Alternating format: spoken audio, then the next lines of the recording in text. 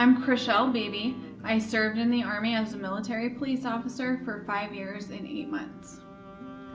I'm Amy Dudley. I served in the Air Force for 3.5 years, and I'm currently in the Cheyenne Air National Guard, and I am a 4.0 medical technician. My name is Jerica Hunter.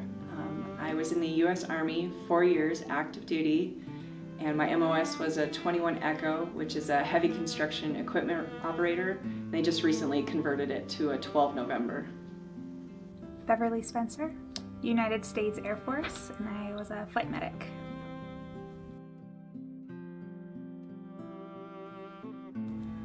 I joined the military because my mom, before I was born, was in the Army, and I wanted to follow in her footsteps. And so when I finally did join, everyone was very excited and thought I would excel and do great things. They actually, at first, weren't. They were definitely surprised. The week before I told them that I was joining the military, I told them where I was going to school, what I was going to school for, told all my family and friends, and then decided that I wanted to do a little adventure and do something else for a little bit. So I looked into the Air Force and decided to join. In general, my family is really proud of people that serve in the military, but they weren't very excited when they found out. I went and took the written test and did the physicals, and within a week basically went to basic training, and my mom actually didn't speak to me for about 6 months.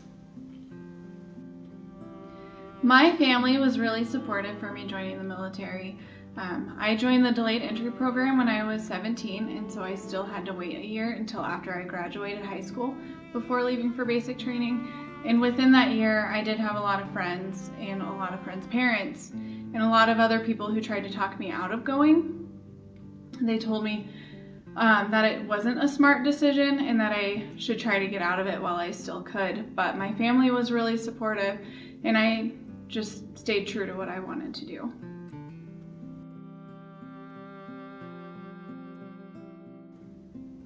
So being the first female on the Fort Stewart Special Reaction Team was a great accomplishment for me. I tried out for the Special Reaction Team 3 different times, twice at the first duty station and once at my second duty station where I finally made it onto the team. And being the only female on the team, I knew it was going to be difficult, and it was, but I was treated as one of the guys. I had reached this big milestone for myself, and so I couldn't be more proud of that achievement. And I was really welcomed onto the team. They treated me like one of the guys. They even nicknamed me Bro, so that way I would feel like one of them. They didn't take anything easy on me, but I felt great being able to open up that door for other women who were in the military police corps who wanted to try out, but just they weren't really sure if it was something that they could do. My favorite part was being an honor guard. It definitely brings the full circle of being in the military, and it's an extremely humbling experience and also very rewarding, seeing how much and what your former military members did and being able to help bring them to peace. It was a great humbling experience. When I first got to Iraq and was in an all-male unit, it was very difficult trying to get them to understand that even though I was female, I was there to be a soldier and that I wanted to work hard and do as well as they did. Physically, the hardest part for me was running because I'm not a natural runner in any way, shape, or form. But overall, once they understood that I was there and committed to the mission, they started to treat me kind of like a little sister.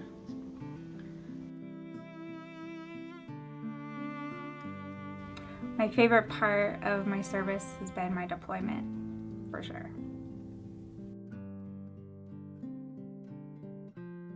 I think going to Afghanistan and experiencing combat and experiencing the enemy being all around you, I didn't really have that experience in Iraq. So Afghanistan is really where I realized that men and women are on the front lines all the time. And it was really hard. My FOB, my forward operating base, was basically a mile circle. And within that mile, I lived for an entire year, and that was really emotionally intense sometimes.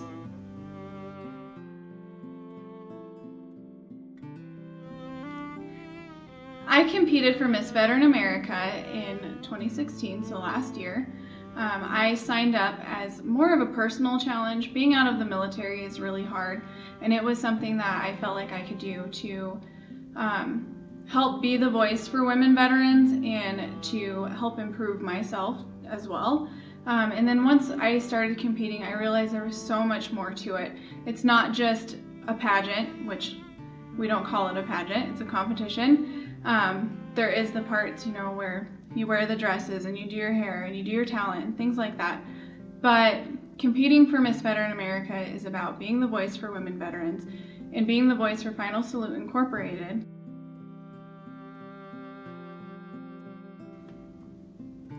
It is great to see that things are evolving for women in combat. I feel like if women can meet the same standards that men can, then why should they be held back from being able to do the same jobs? It's happening all over society in all different kinds of jobs where women are competing for the same jobs. And I feel like that's important to be able to still do in combat. There are women overseas who are already serving in roles that are similar, but being able to officially open that up for women is great that we're going in that direction. I think Women in Combat was a very big and giant step for us. I wish I could have been in a combat role and, I'm just not strong enough or brave enough for that, but I think it's wonderful that we're heading in that direction and that women can do really the same things that men can do. It was definitely a little bit of a surprise, but good for them, the women that are doing it, and as long as the mission can still be completed, go get them. Going to Afghanistan taught me that men and women are both on the front lines, so I feel that women deserve to be in combat MOSs. I think it's the individual, not the gender, that matters. I've seen women that are as strong, as tough, and as mentally strong as any man out there, and I think they deserve the opportunity to be in combat MOSs, and I hope that it continues to move forward. I decided to work with the 2017 She Served because I feel like this is a great start for women veterans in Wyoming to be able to come together, share their stories. Every woman veteran has a story, and I feel like it is so important when you're in Wyoming to get those stories from other women in Wyoming and to have an avenue to get those stories out so we can be a part of history, that other people can come. They can read the stories, they can see what women have done in the different branches of the military, in the different time periods of the military as well. I was a part of it last year and it was great, and this year it looks like it's going to be even better, so I hope that it just keeps continuing to grow and that more people in Laramie and the surrounding areas know about it and can come out and celebrate women in the military. When I first started She Served this year, I was given a lot of leeway with it, but I didn't know if people would understand the vision and would interact with me and be interested in it. So I was really excited because the community, whenever I invited people to write stories, to attend, to donate items for the raffle, businesses and individuals have been really receptive of that, and I was really excited. And I was also fascinated to see the stories that I've received thus far. Women, everyone's an individual, and so all their stories are really unique. I think that She Served is very important to, one, be able to show off all of these women warriors that the United States military service has. I think as women we all do wonderful things and it's not always talked about.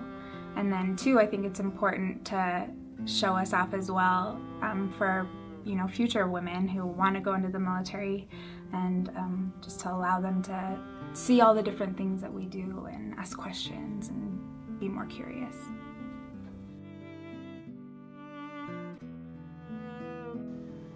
Well, this being the 4th annual She Served, by next year I really hope the event will be as interactive as possible and feature more stories from Wyoming veteran women.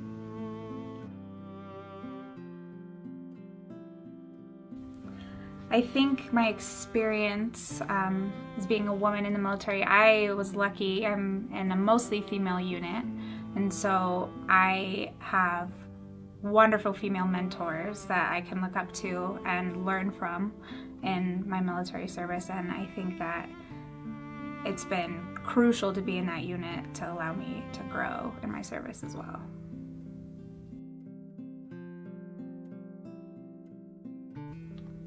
I would say definitely talk to people that you know they're in and get personal experiences, because recruiter's not going to give you always the full-on facts, maybe some more opinion than you want, but experiences from people you know and trust, and if you want it, if you want some adventure in your life, I would say it's definitely a great opportunity. I think for anyone going into the military, it's good to look at your options. There's a lot that goes into it, but when you go in fully committed, especially as a young woman, there's a lot of opportunities and it's a really great time, and just be safe and have fun. For young women that are interested in the military, my message to them is to just stay strong to who they are, to remember the reasons why they want to join the military, and to just keep that in mind. With anything that they do in the military, there are going to be people that are going to look down on them for being a woman. There are going to be people who have mean comments to make about women who are going out and doing these things. And just stay true to yourself. Remember what you want to get out of it. Don't let anybody tell you that you can't do it. If you can run fast and you can shoot your weapon as well as the men, then you can succeed in the military, and that's what you should try to do. Just join up, sign the dotted line. You will learn so many new things about yourself. You will learn so many new things that you can take with you for the rest of your life. You'll get to meet new people and see and experience so many other things in life that nothing else can give you except the military.